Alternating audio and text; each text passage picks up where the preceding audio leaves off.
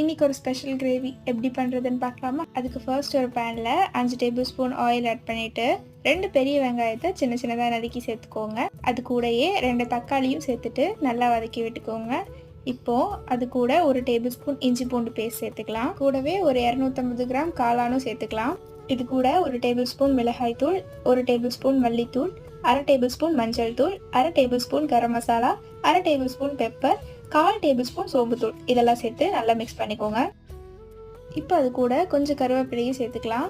இப்போ தேவையான அளவு உப்பு சேர்த்துட்டு ஒரு 1/4 கிளாஸ் தண்ணி ஆட் பண்ணிக்கோங்க.